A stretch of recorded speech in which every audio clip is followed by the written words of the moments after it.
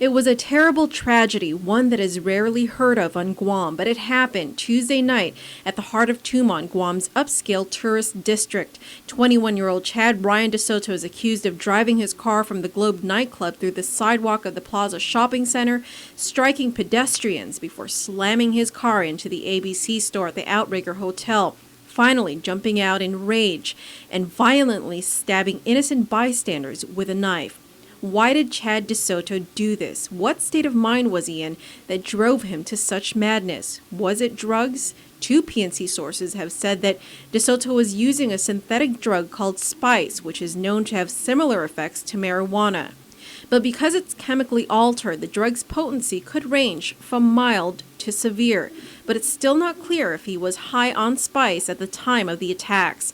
Several other friends of DeSoto have said that he was going through a turbulent time in his life. His parents, Christopher DeSoto, a customs and quarantine agent, and his mother, Ray Aiko Ski DeSoto, an accountant with the Department of Education, had gone through a divorce in 2009. It was during the time that Chad was in high school, which could also be a factor as to why he did not graduate from high school with the rest of his peers. Then there's the girlfriend. DeSoto, sources say, had just broken up with his girlfriend, Rihanna Cascio, last October.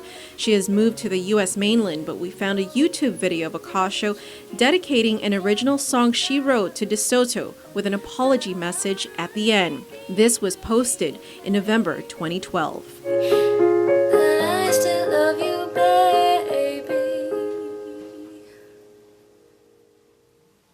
This song was for someone I care deeply about. Someone who may be better off just forgetting me. I broke his heart. I broke his trust. And I failed to be there when he needed me most. Hurting him was probably the biggest mistake I've ever made in my life. And I guess I had one last bit of fight in me to ask for forgiveness. So if you're watching this, I am so sorry. You deserve none of what I did to you.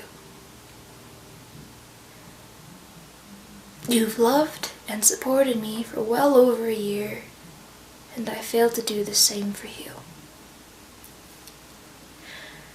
You had faith and believed in me, and I failed you. So I'm sorry.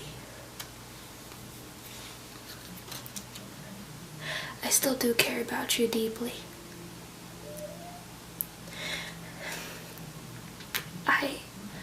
I hope you find your happiness again. I love you, Chad DeSoto. And yet another clue into a possible motive, DeSoto's friend, Karina Cruz, paints a picture of the Chad she knew. As a person, he was really someone everyone looked up to. He was very talented. He knew how to do a lot of musical stuff, a lot of video stuff. He was a really good artist. But even before DeSoto's alleged rampage, Cruz says he had been depressed. Art was his outlet, she says. He would use that to express himself and also get rid of depression, get rid of his problems, and he would do it the healthy way. He wouldn't go to drugs or anything. Well, this was before everything happened.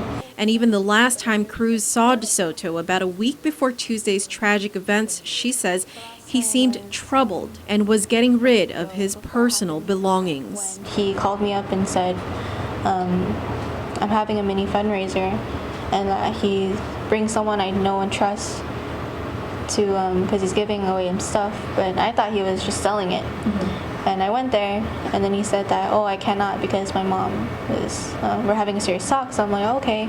So I turned back to my house, and my other friend called me, and he was like, can we go visit Chad because I need to return this, and plus he's giving away his stuff for free. We went there, and he didn't look like the Chad I knew. He looked troubled. You could see in his eyes that he was like going through something.